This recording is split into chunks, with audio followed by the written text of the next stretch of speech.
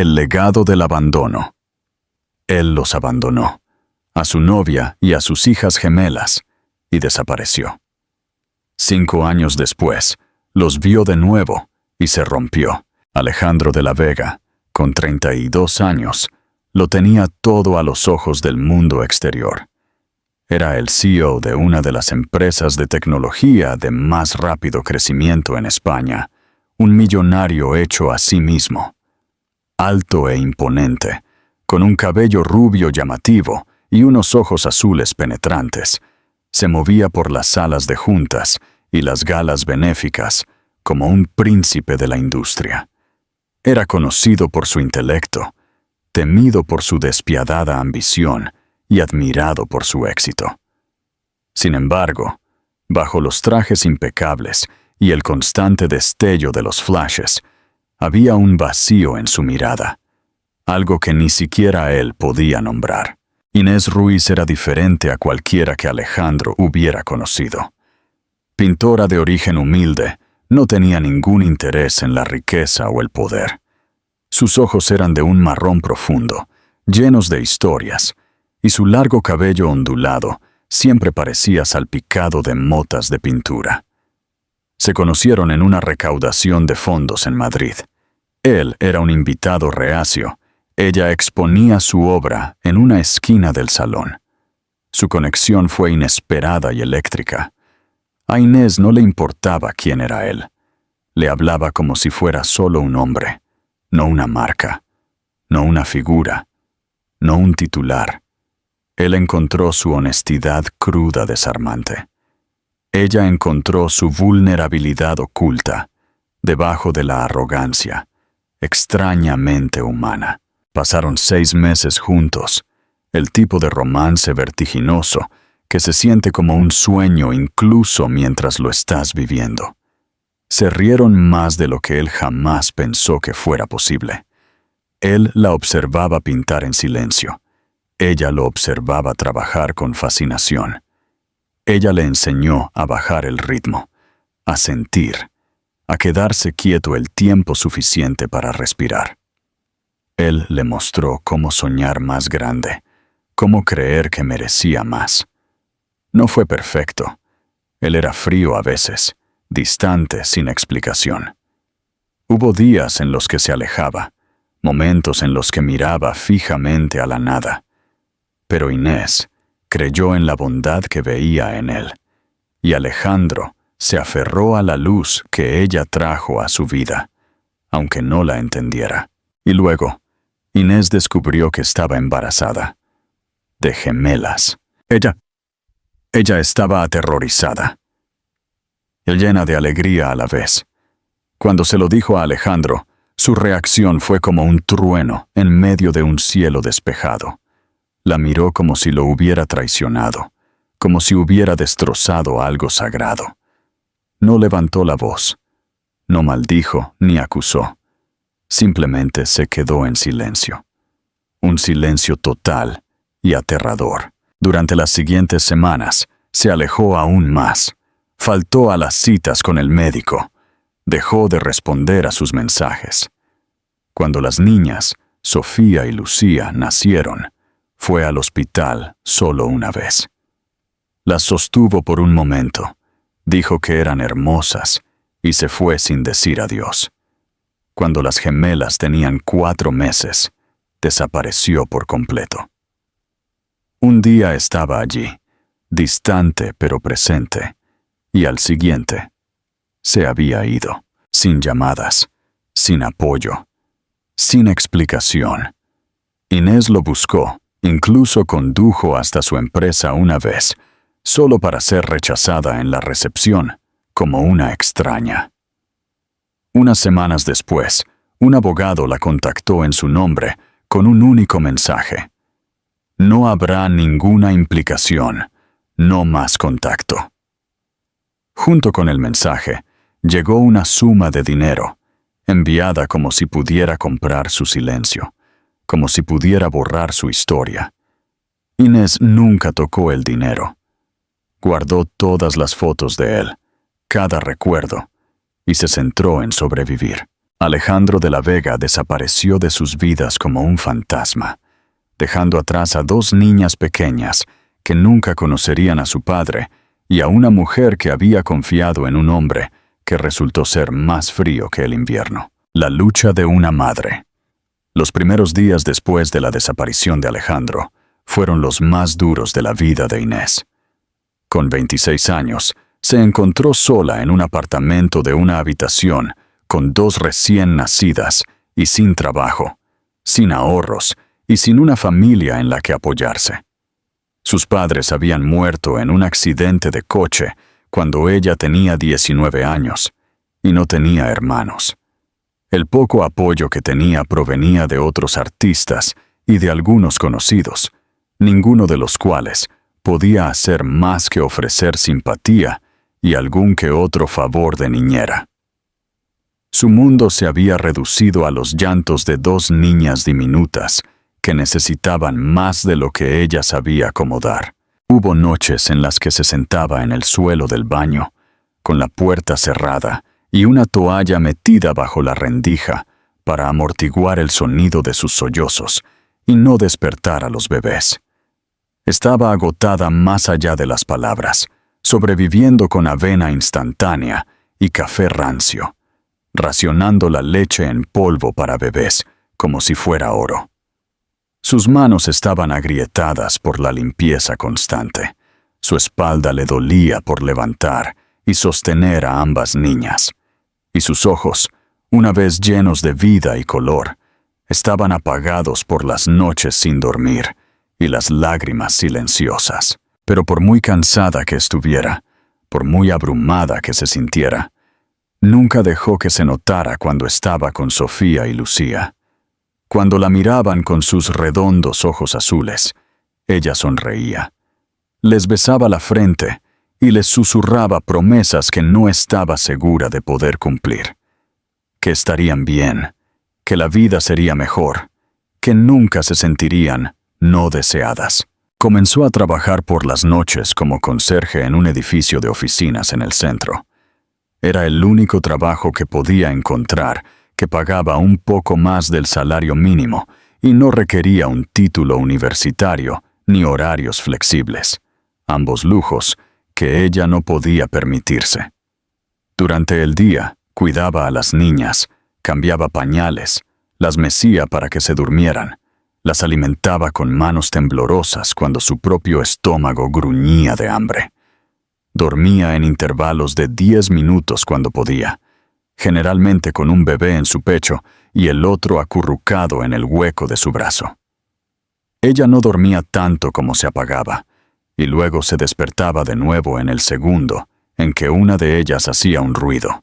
Vendió la mayoría de sus pertenencias, su caballete, sus lienzos, el tocadiscos vintage que amaba, incluso la pulsera de plata que su madre le había dado antes de morir.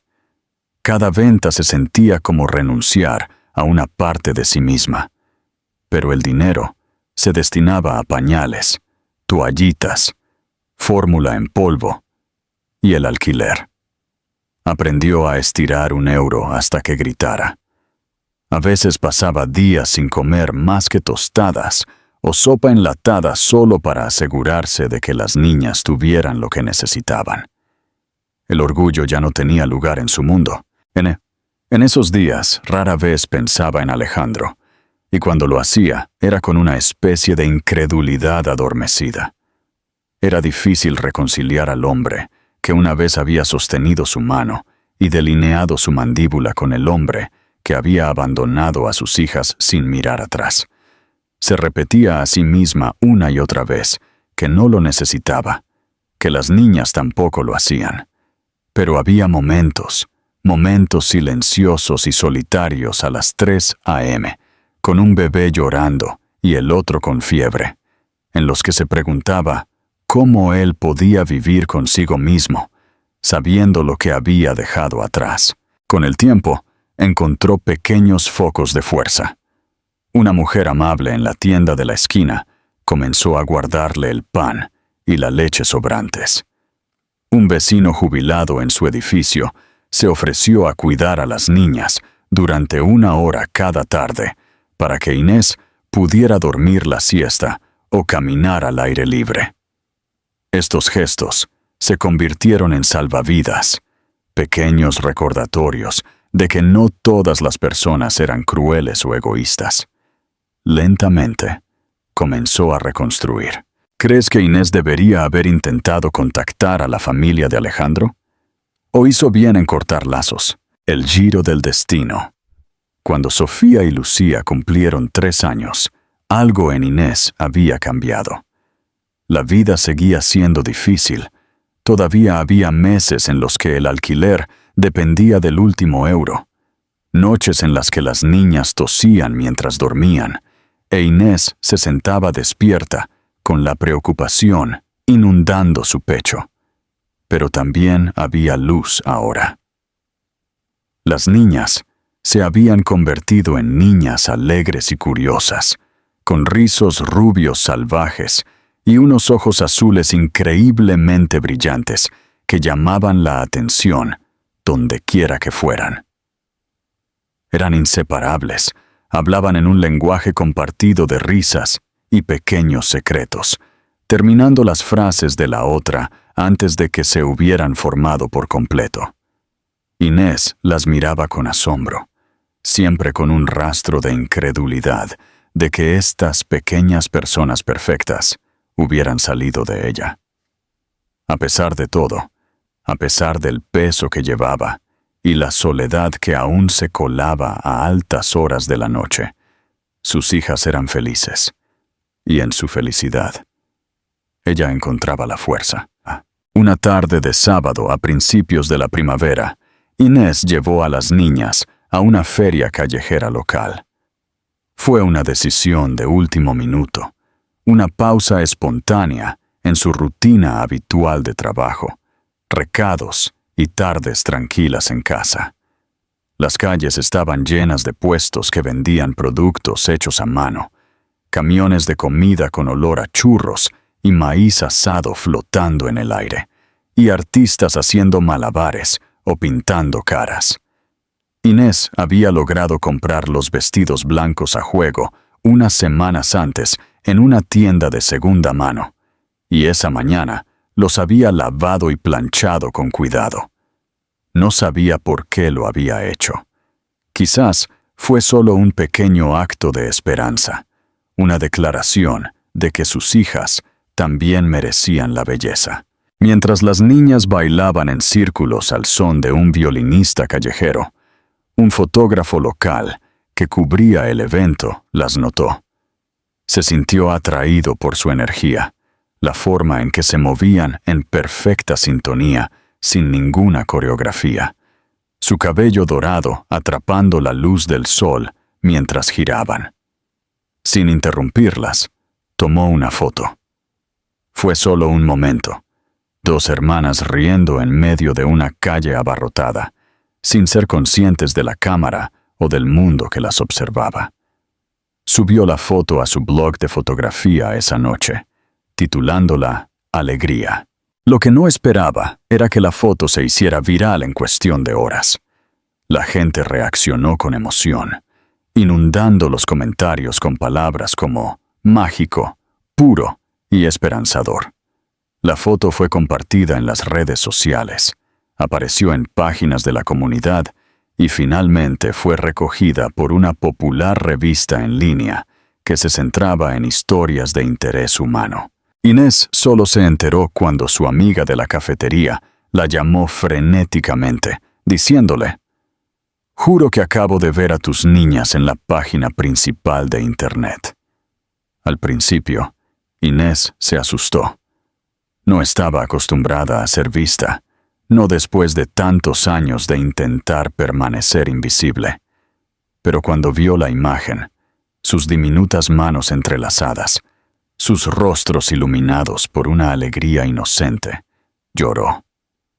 No por miedo, sino por algo más, algo que había estado latente durante mucho tiempo. Orgullo.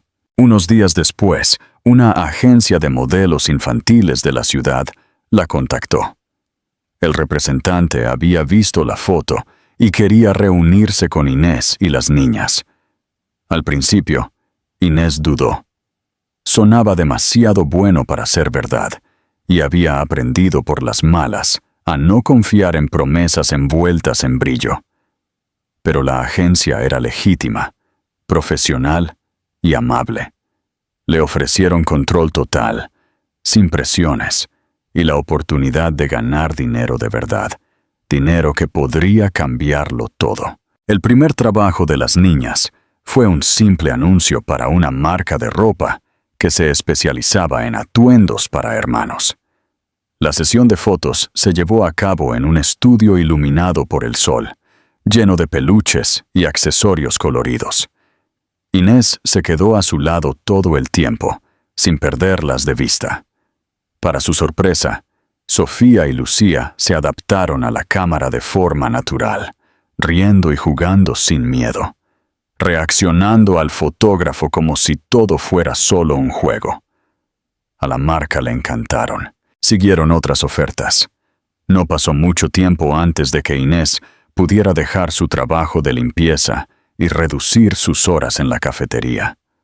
Por primera vez, tuvieron un respiro, lo suficiente como para pagar el alquiler por adelantado, comprar fruta fresca sin calcular el costo por gramo y reemplazar los zapatos gastados de las niñas con unos nuevos que realmente les quedaban bien. Aún vivía con cautela. Cada vez que depositaba un cheque, lo hacía con la conciencia de que todo podría desaparecer tan repentinamente como había llegado. Pero también comenzó a permitirse pequeños lujos.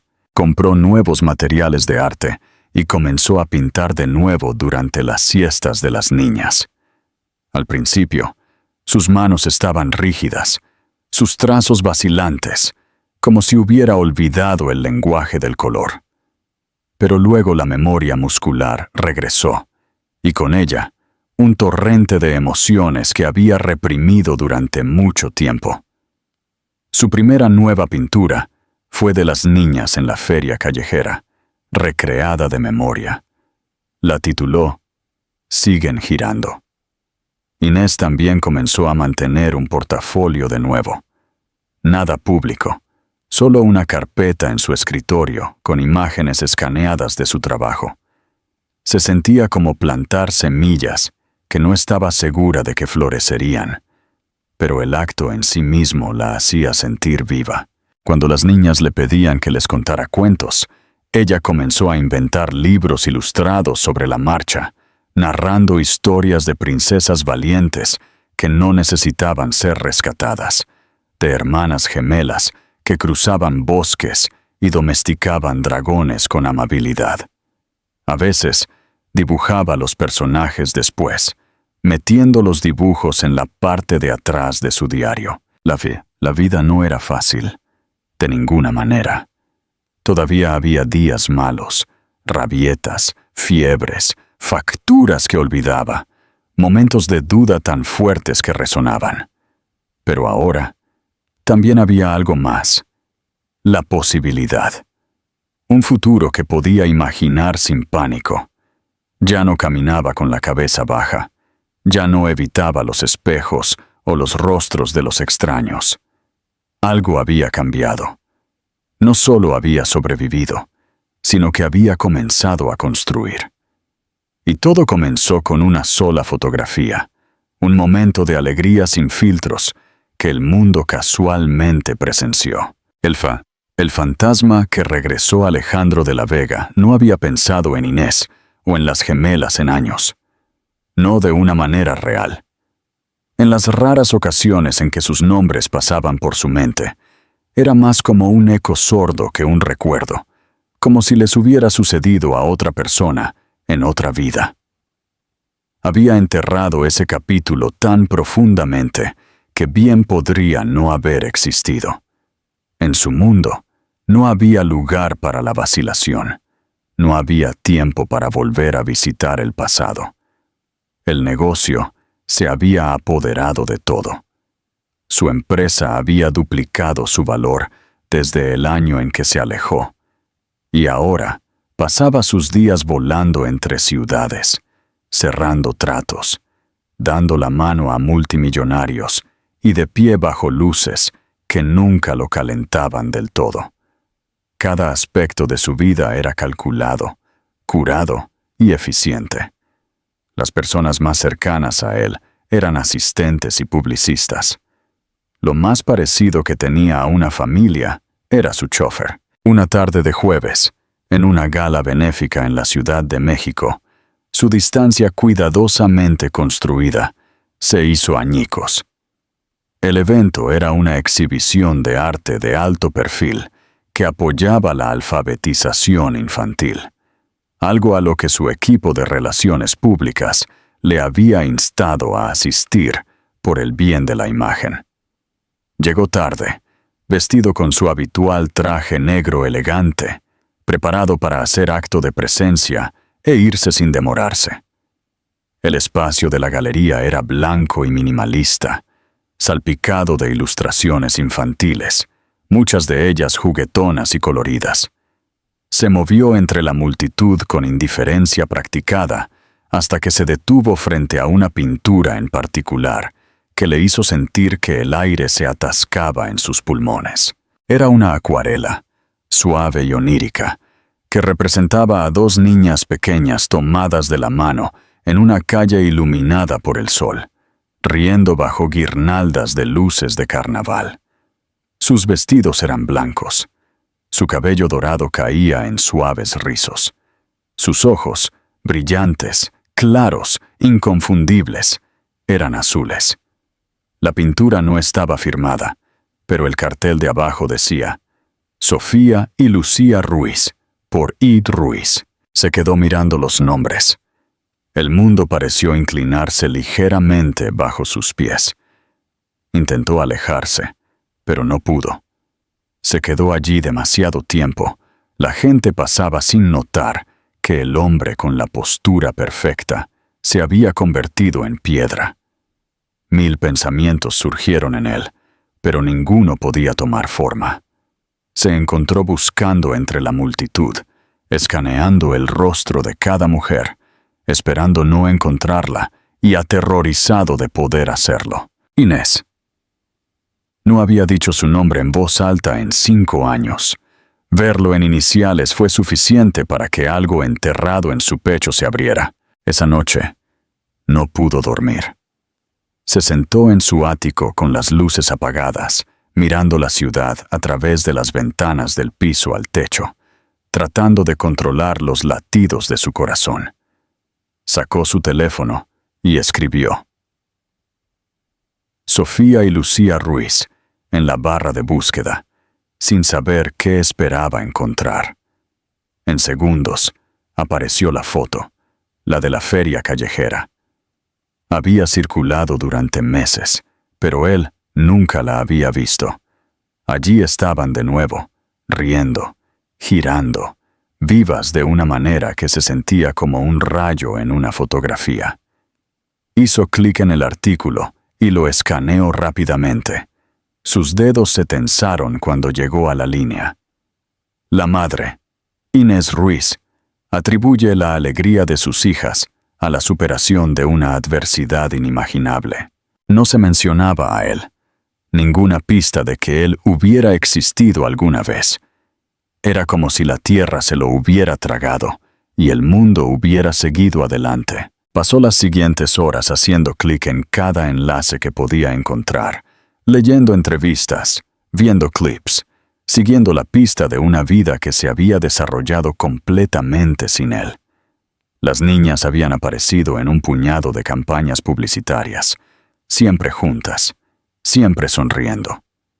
Inés había comenzado a vender pinturas de nuevo en silencio, ilustraciones infantiles, pequeños encargos, nada llamativo, pero lo suficiente como para ser notada en los círculos artísticos locales. Se veía diferente en las fotos.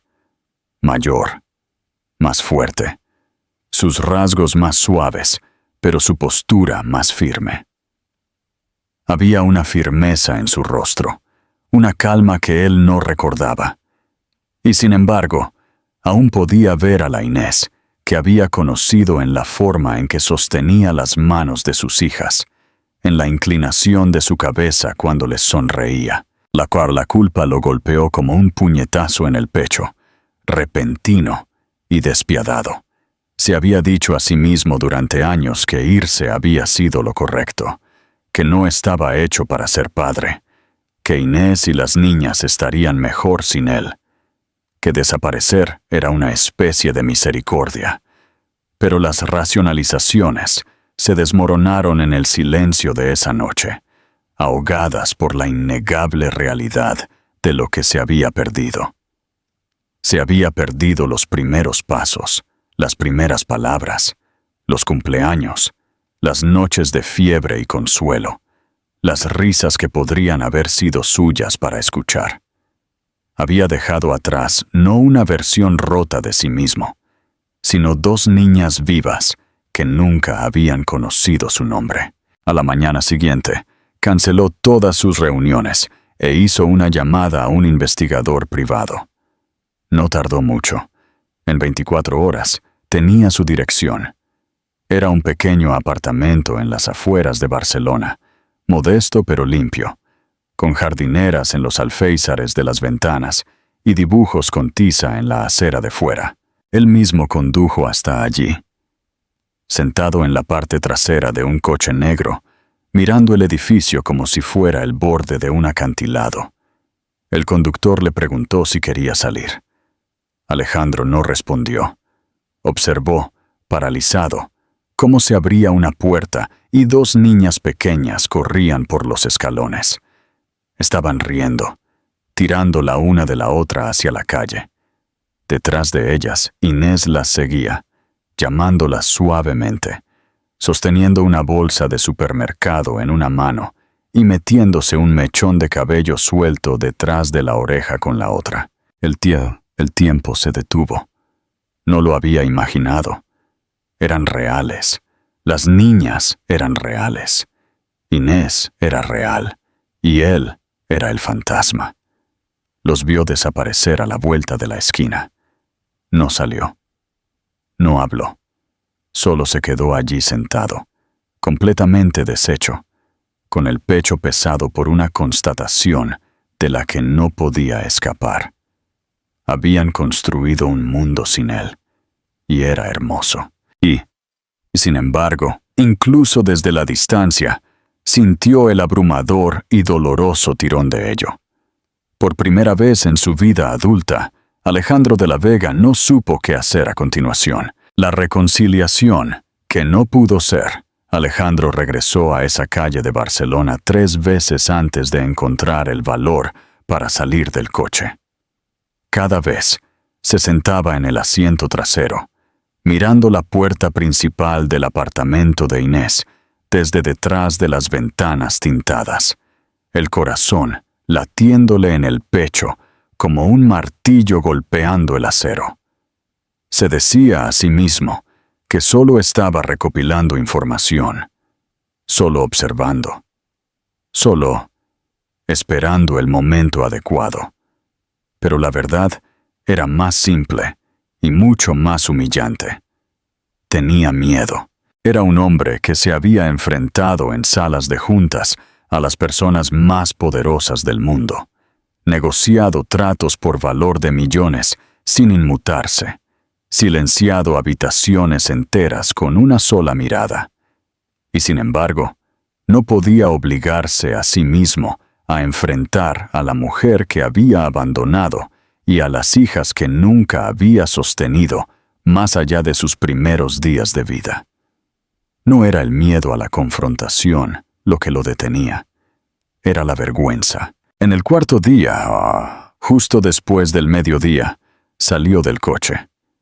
Llevaba un abrigo de lana sobre un traje oscuro, su uniforme habitual, aunque ahora se sentía como una armadura. En una mano, llevaba una pequeña bolsa de papel que contenía 2 osos de peluche idénticos que había elegido después de pasear por una juguetería durante 1 hora. En la otra, un sobre sellado que contenía una carta que había reescrito al menos 20 veces. Las palabras todavía no le parecían correctas. No había forma de decir lo que necesitaba decirse sin sonar inadecuado, pero la llevaba de todos modos. La acera estaba en silencio. Algunas hojas caídas raspaban el pavimento con el viento. Sus zapatos lustrados resonaban contra el cemento mientras caminaba hacia la puerta, cada paso más pesado que el anterior. Se detuvo en lo alto de los escalones, mirando los números de latón en la puerta, obligándose a llamar. Su mano se cernió en el aire. Luego, cayó. No podía hacerlo. No así. Se dio la vuelta, listo para alejarse de nuevo, cuando la puerta se abrió detrás de él. Lucía fue la primera en aparecer. Era más pequeña de lo que esperaba, con una sudadera rosa con gatos de dibujos animados en la parte delantera y sosteniendo una pequeña caja de zumo. Ella lo miró con unos ojos azules muy abiertos que coincidían exactamente con los de él. No había reconocimiento en su rostro, solo la cautelosa curiosidad de una niña que conoce a un extraño. Un momento después, Sofía salió detrás de ella, parloteando emocionada sobre algo, seguida por Inés, quien se congeló a mitad de la frase cuando lo vio. Durante un largo y sofocante segundo, nadie se movió. Inés lo miró, sus brazos extendiéndose instintivamente hacia las niñas, su cuerpo moviéndose frente a ellas con una fuerza tranquila y protectora. No dijo su nombre, no parpadeó, no respiró. A Alejandro se le cerró la garganta. La bolsa en su mano se sintió de repente ridícula. Dio un paso adelante y le ofreció el sobre, con la voz seca e inestable. Siento venir así. No sabía de otra manera. La expresión de Inés no cambió. Miró el sobre, luego de vuelta a él. Sus ojos no estaban enojados. Tampoco eran suaves. Eran duros de una manera que provenía de años de silencio, de soportar sin un cierre. Tomó la carta con la punta de los dedos, como si pudiera quemar. «¿Qué quieres?», preguntó, su voz tranquila y firme. Alejandro tragó saliva. «No lo sé», dijo honestamente. «Verlas, verte, decir que lo siento, aunque no sea ni de lejos suficiente». Al oír su voz, las niñas volvieron a mirarlo. Sofía ladeó la cabeza. «Mami, ¿quién es él?». Inés no respondió de inmediato. Apretó la mandíbula. Se giró hacia las niñas y se arrodilló junto a ellas. «Es alguien que solíamos conocer. Alguien que cometió un error». Lucía lo miró de nuevo, su pequeña frente fruncida. «¿Está triste?». Inés dudó. Luego asintió. «Sí, muy triste». Algo en Alejandro se rompió. Se arrodilló, sin atreverse a acercarse más. Su voz se quebró cuando volvió a hablar. «Me perdí tanto. No merezco nada de ti, pero solo necesitaba ver que estaban bien». Inés se puso de pie, manteniendo a las niñas cerca. «Lo estamos», dijo en voz baja. «Hemos estado bien durante mucho tiempo». Él asintió lentamente, un movimiento tenso y apenas visible, su pecho pesado de arrepentimiento. «Puedo irme. No quise causar problemas». Por primera vez, Inés realmente lo miró. Miró más allá del abrigo caro y los zapatos de diseñador, más allá del cabello perfectamente peinado y el exterior pulido. Vio lo que una vez había visto antes que nadie. Vio los bordes temblorosos de un hombre desmoronándose. «No», dijo, sorprendiéndose a sí misma. «No puedes volver a irte. Esta vez no». Él la miró, sobresaltado. «¿Quieres verlas?», dijo ella, con la voz baja. «¿Quieres ser algo en sus vidas? Entonces preséntate. Demuéstralo. Gánatelo. Porque ellas no saben quién eres, y no voy a dejar que las lastimes de nuevo». Él asintió, con los ojos brillantes. «Haré lo que sea». «No te estoy prometiendo un lugar», dijo ella, retrocediendo. No eres su padre solo porque compartes su sangre. Tienes que convertirte en uno. Lo sé, susurró él. Inés miró los osos de peluche en su mano, luego a las niñas. Puedes dejar eso en el porche. Alejandro colocó con cuidado la bolsa junto a los escalones. Luego se dio la vuelta y caminó de regreso hacia el coche, sin saber si alguna vez se le permitiría entrar en ese mundo de nuevo, pero sabiendo que regresaría. No como un CEO, no como el hombre que había sido, sino como alguien dispuesto a hacer el trabajo, sin importar cuánto tiempo le llevara. Y mientras subía al coche, secándose una lágrima que se había escapado sin permiso, se dio cuenta de que por primera vez en años no se sentía como un fantasma. Se sentía humano. Y tal vez, solo tal vez, ese era un comienzo. Nếu bạn là Alejandro, bạn sẽ làm gì tiếp theo? Hãy thử tưởng tượng và chia sẻ nhé. El largo camino hacia el perdón. Con Dungyai Densutatu. Las semanas que siguieron no fueron nada sencillas. Inés no invitó a Alejandro de nuevo a sus vidas. No lo perdonó de la noche a la mañana, ni le concedió acceso a las niñas simplemente porque se había presentado con una expresión de arrepentimiento y una carta llena de remordimientos. Su confianza no era algo que él pudiera recuperar con una visita o un regalo. Había sido destrozada hace 5 años, y ella había pasado cada día desde entonces aprendiendo a vivir sin esperar que nadie recogiera los pedazos. Lo que Alejandro había hecho, irse cuando sus hijas solo tenían 4 meses, no era un error que se pudiera pasar por alto fácilmente. Había sido un abandono en su forma más completa. Y aunque sus heridas habían cicatrizado, el dolor aún vivía justo debajo de la superficie. Sin embargo, lo que cambió fue que Inés ahora también veía el dolor en él. No como una justificación, no como una redención, sino como una puerta. Él volvió a aparecer 2 días después, esta vez sin flores, sin cartas, sin regalos. Solo él.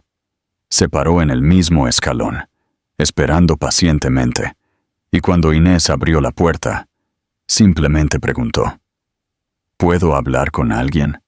¿Un terapeuta? ¿Un consejero? Lo que sea necesario. Solo quiero entender cómo hacer esto bien. Ella se quedó atónita por la sinceridad de su tono.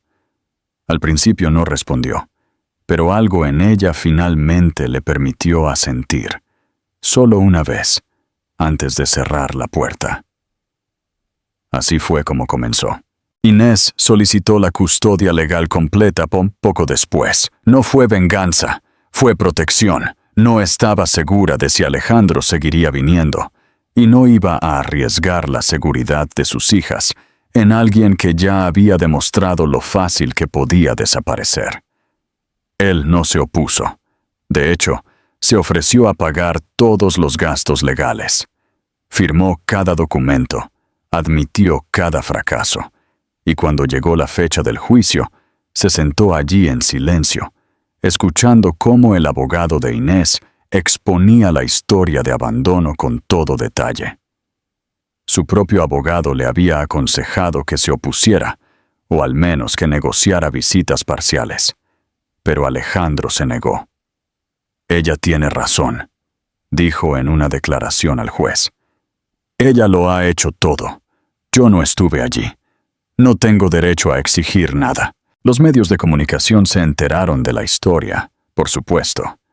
Un CEO millonario de alto perfil, siendo demandado por manutención de sus hijas, por una madre soltera con 2 hijas fotogénicas, era una narrativa demasiado tentadora para ignorar. Los titulares eran brutales. La familia secreta del magnate de la tecnología. Papá millonario abandonó a sus gemelas. Mamá cría a sus hijas sola. Ahora él quiere volver. Los reporteros acecharon el edificio de Inés. Las cámaras esperaban fuera de su trabajo. Los extraños en línea diseccionaban su crianza, especulaban sobre sus motivos, la llamaban tanto santa como buscadora de oro. A través de todo esto, Inés permaneció en silencio. No emitió declaraciones. Rechazó todas las entrevistas. Su prioridad era proteger a Sofía y Lucía, protegerlas de un mundo que no tenía derecho a su historia. Alejandro, para su crédito, tampoco habló con la prensa.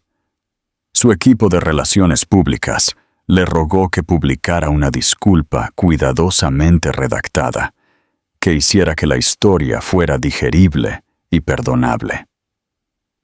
Él los despidió.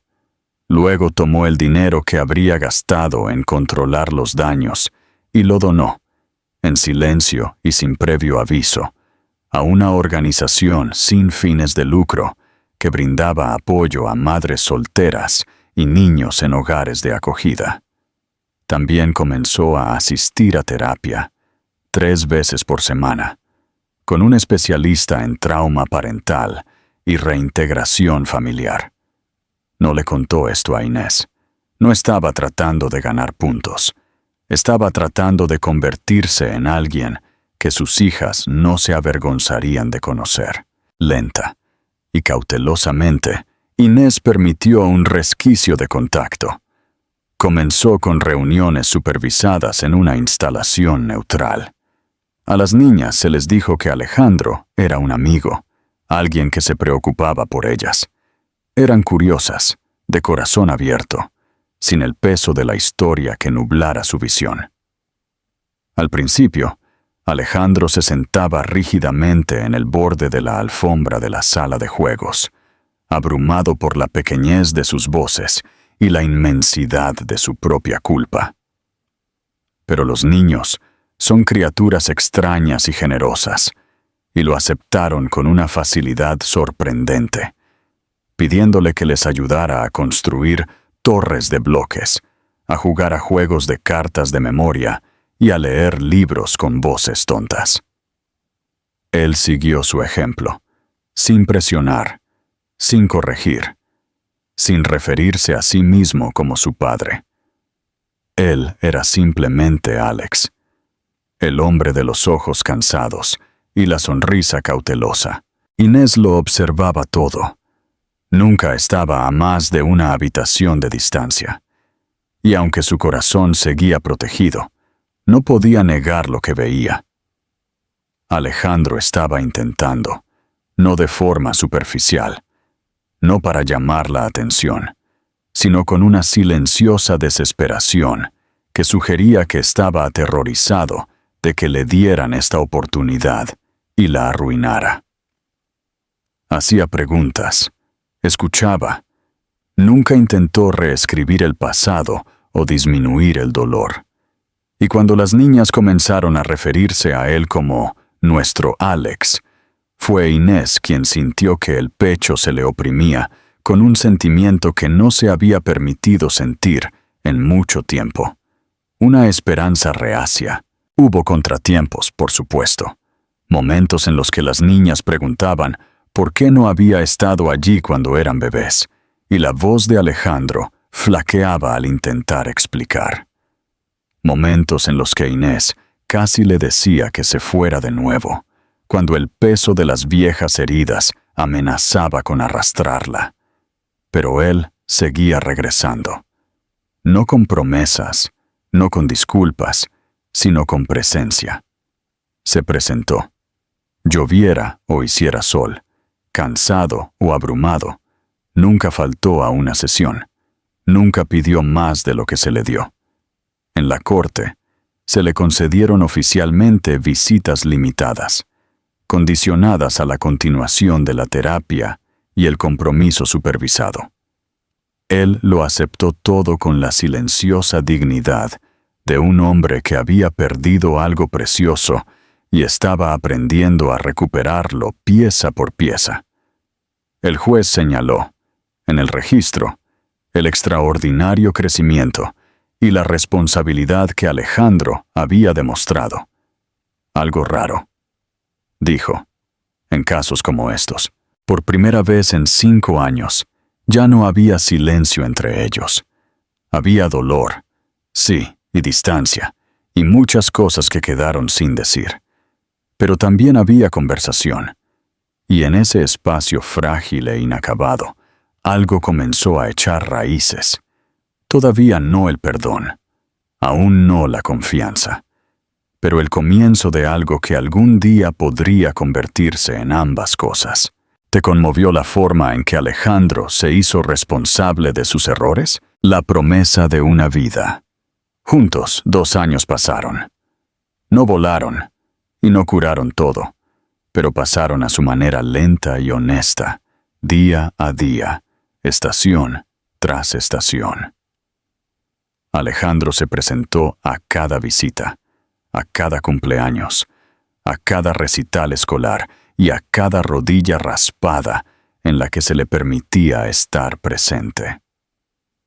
Se sentó en las incómodas reuniones de padres y maestros junto a Inés, en pequeñas sillas de plástico, siempre con cuidado de no sobrepasarse, siempre agradecido de simplemente estar allí.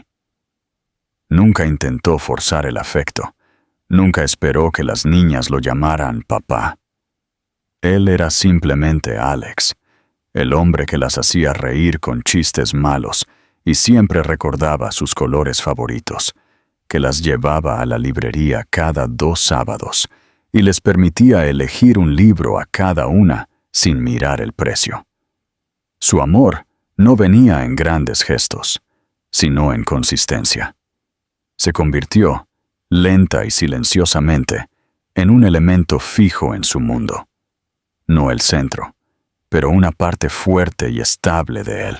Inés se mantuvo cautelosa, aunque ya no fría. Era una madre primero y siempre.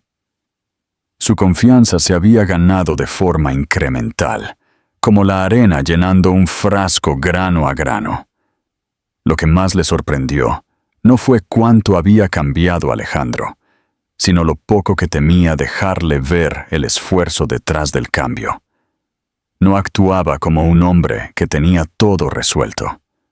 Admitía cuando se sentía inseguro. Le pedía su opinión. Se disculpaba, no solo por el pasado, sino por las pequeñas cosas del presente, los pequeños tropiezos que la mayoría de la gente ignoraba. Se había convertido en un hombre que asumía la responsabilidad, incluso cuando podía haber puesto excusas. Y eso, más que cualquier otra cosa, la hizo empezar a creer en él de nuevo. A estas alturas, las niñas tenían 7 años. Habían crecido, sus rasgos de bebé dando paso a los primeros destellos de las jóvenes en las que se convertirían algún día. Todavía usaban atuendos a juego a veces, no porque Inés las vistiera así, sino porque ellas insistían en ello. Les encantaba la hora del cuento y los kits de ciencias. Jugaban al fútbol en el parque y tenían una cantidad alarmante de opiniones sobre todo, desde los cereales del desayuno hasta la política.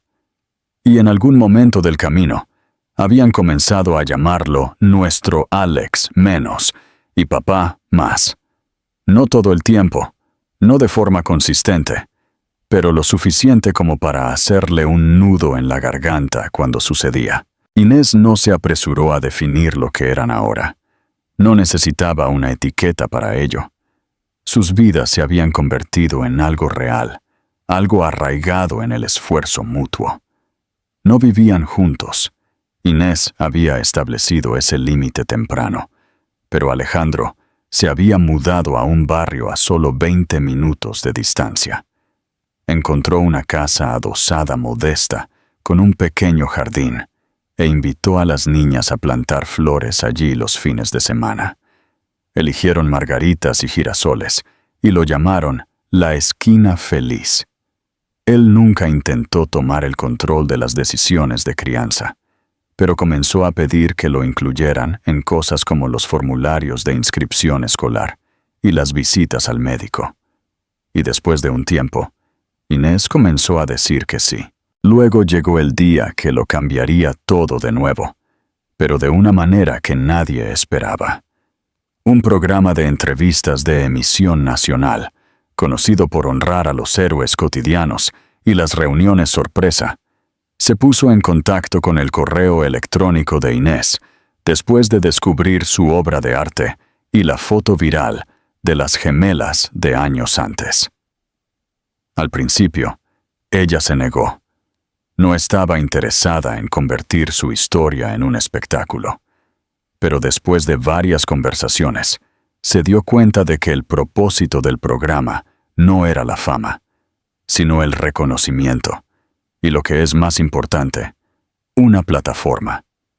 Querían destacar la resiliencia de las madres solteras, la belleza de la familia construida a través de la lucha y la fuerza tranquila detrás de las personas que sobreviven a lo que parece imposible. Inés aceptó con una condición.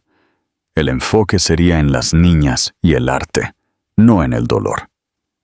Alejandro también fue invitado, por sugerencia del productor, pero Inés fue quien decidió dejarlo venir. Le dijo con una nota, simple y corta: «¿Quieren que estés allí?» Yo también. El tinte y el estudio era grande y luminoso, lleno de cámaras y una audiencia en vivo, pero la calidez del anfitrión lo hacía sentir más como una sala de estar que como un escenario. Inés y las niñas se sentaron primero. El anfitrión las guió a través de preguntas sobre arte, sobre crecer juntas, sobre la risa y la curación. Hubo sonrisas, algunas lágrimas e incluso algunas risas de la multitud, cuando Lucía declaró que su mamá era mejor que los superhéroes, porque ni siquiera necesita una capa para salvar el día. Luego, el anfitrión hizo un gesto hacia el lado del escenario y presentó al siguiente invitado. Alejandro salió a un suave aplauso. Las niñas corrieron a abrazarlo, completamente ajenas a las cámaras, y el anfitrión le pidió suavemente que compartiera su versión de la historia. No la edulcoró. Dijo que había fallado. Dijo que se había alejado de algo precioso porque estaba asustado y roto. Admitió que no se había merecido una segunda oportunidad, pero que Inés le había dado la oportunidad de convertirse en el tipo de hombre que debería haber sido todo el tiempo. Y que las niñas, a través de su amor y apertura, le habían enseñado a ser padre. No había un solo ojo seco en la sala cuando se giró hacia Inés, metió la mano en el bolsillo de su chaqueta y desdobló un pequeño trozo de papel. No era un discurso, no era una propuesta en el sentido tradicional. Era una promesa, escrita a mano e imperfecta. Leyó en voz alta: «Tú les diste la vida, tú me diste un alma. Me enseñaste cómo se ve el amor cuando es difícil y lo que significa la gracia cuando no es merecida. No estoy pidiendo un para siempre, estoy pidiendo la oportunidad de seguir presentándome por ellas y por ti». La multitud contuvo la respiración. Inés no dijo nada al principio. Lo miró durante mucho tiempo, el recuerdo de todo lo que habían sido y todo lo que habían sobrevivido parpadeando en su rostro. Luego extendió la mano para tomarla de él, no con un gesto dramático, no con lágrimas, sino con una mirada tranquila y cómplice. Una señal, sí, tal vez no para siempre todavía, pero sí para ahora. Sí a la curación. Sí a seguir adelante. El público se puso de pie. El anfitrión retrocedió. Las cámaras se apagaron. Y por un momento, el mundo fuera del estudio desapareció, dejando solo a los cuatro. Dos niñas que nunca habían dejado de creer en la magia. Una madre que se había convertido en una fortaleza y un hombre que aprendía a ser un hogar. No fue un final perfecto. No fue un cuento de hadas. Fue algo mejor. Un comienzo real.